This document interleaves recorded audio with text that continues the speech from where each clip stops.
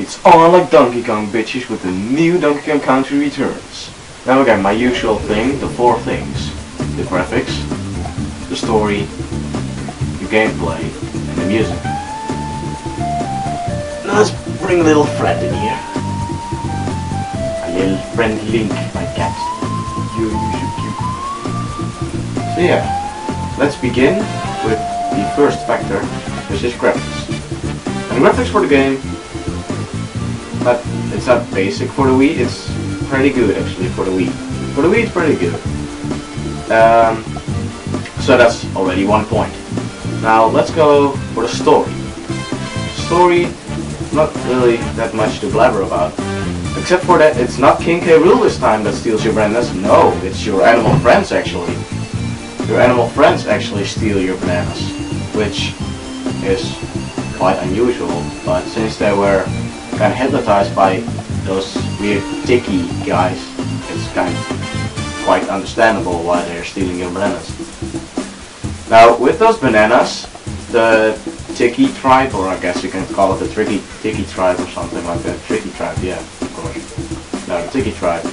Yeah, they're using those bananas, they're actually just squashing them, and then after that they use them as kind of sort of fuel, which with it they power up their Tiki dudes, which with it they will, I guess, conquer the world or something.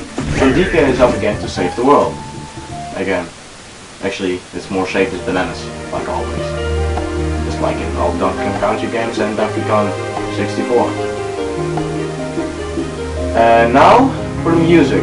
Now, oh yeah, story, actually quite original, since it's not King K. Rool this time, and I never thought about Tiki music instruments taking over animals to steal bananas. So that's 2 points, in my opinion, it's 2 points. So let's go music. Music, most of the music is transported from the old Donkey Kong Country games and just reshelled or something like that, you know. It's probably not the most original idea. There are some new there is some new soundtrack in there, which with it, I have to say something about the music. The final boss music and the whole boss songs and all, the whole chanting in the music, you can really hear that it's made by the same people who made Metroid Prime and stuff, you know? You can just really hear it by the music. That's not the original music that's in there, but I think they really did a great job on remixing all the music from all the other Donkey Kong games. Yeah, they did a really good job on that. Especially one track that I'm playing in the background right now. Yeah, I love that song. That's just my favorite song. I didn't have the game yet, and when I heard it, I was like, I don't know, I just couldn't find any words for it. It wasn't epic. No, it was far more than epic. So yes, music, also 3 points. Music is 3 points. Music was great.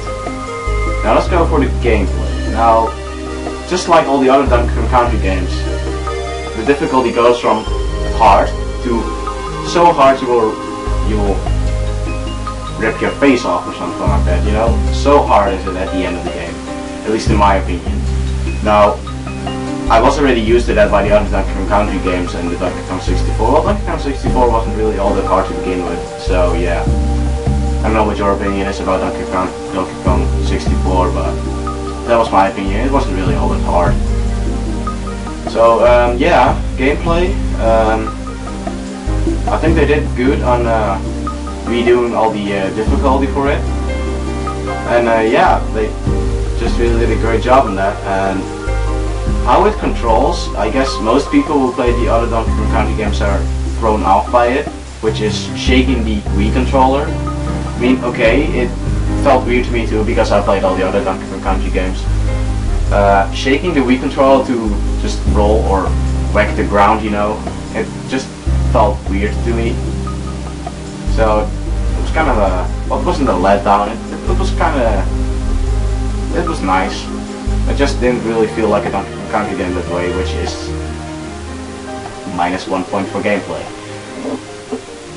The other stuff though, the level layout, it was really great. It really felt like the other Donkey Kong Country games. It really felt like it. The bosses too, the bosses were awesome. And just like all the other Donkey Kong Country games, they reused one boss for another fight. Like in Donkey Kong Country 1, you had the Naughty Beaver. Yeah, Donkey Kong Country 1 was full of innuendos like that. Yeah, you had Naughty Beaver, which appeared in a later world. Then for Donkey Kong Country 2, you had, well, the bird from World 1, which is reused in another world. In Donkey Kong Country 3, I really didn't play that much, so I really wouldn't know what it was reused in that. But Donkey Kong 64 did the same with Dagda. Kind of did the same, and they used it as a boss for the second world, and used it as a boss for, I believe, the fifth world? Yes, it was the fifth world. Yes, they reused it also for the fifth world, so... No, wait, it was the sixth world, if I'm right. No, I'm totally wrong. It was the fifth world. So yeah, they basically reused the first boss for the, at least the sixth world, yeah, the sixth world boss. But actually, they didn't just put it again like a harder version of it. They really did some new things to the guy. They gave it a shield, they gave it new attacks, they gave it fire-breathing power. They just really gave it new attacks. Just like the first boss of Donkey Kong Country Returns, it just jumped like a happy butterfly, or it just ran at you. While the remake of the boss in World 6, it was, well, it still did the jumping thing, but it left like sort of ground thingy so shaking. It was kind of an earthquake after every jump. And when he ran way faster, so you really had to jump at a good timing. I probably fought the guy 6 times until I beat him. So yeah. One other thing that just pisses me off in every platformer these days, the super guide. I don't know what it is with me, but it just pisses me off to see like a little piggy sitting there like, do you want to use the super guide? And I'm like, no, I don't want to use the super guide, go the fuck away. If I could just tell him that, it would be fine, but I can't tell him. I always have that little piggy just like in front of me like, do you want to use the super guide even though you told me like 10 times already you don't want to? And I'm like, no, I don't want to, because otherwise I won't get the special things in it. I won't get the letters from the level. And for the temple levels, I won't get the orbs. Which, the final level, the World 9 level, I just loved it. It was like a really big throwback for me to Donkey Kong 64 because well, there was this big floating golden banana in the air. In my head, I just heard these voices and like, ooh, and I just really like that. I really like that feeling. Final boss, it wasn't really all as hard as the other bosses were. Now, they took another risk there with putting the 2-player in it. But originally in the Donkey Kong games you also had 2-player, but that was at the same time. That was actually, you could change your buddy, you know, or you could do it after another, you know, like that. But they didn't do it this time. They did it just like Super Mario Bros. Wii, where you could play at the same time. And this time it's only 2 players, and not 4. Super Mario Bros. Wii, which was a bad idea apparently, because you could jump on each other's heads.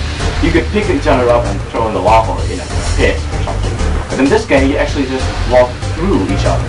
So it's not something bad at all. And you can even work together, because if you put Diddy, your friend, on your back, you can use your jetpack, so you can roll forever. Which was awesome. The second player didn't have anything to do right now, except for shaking to shoot some peanuts. But otherwise, it was a great thing. The play was kind of cool. So yeah, that was my review for Donkey Kong Country Returns. One last thing to ask you guys. For my next review, I'm kind of thinking 2 games. I have Cave Story Wii or Luigi's Mansion. Which would you guys want? Which one would you guys want? Cave Story Wii or Luigi's Mansion? Just tell me in the comments, and I'll see you later.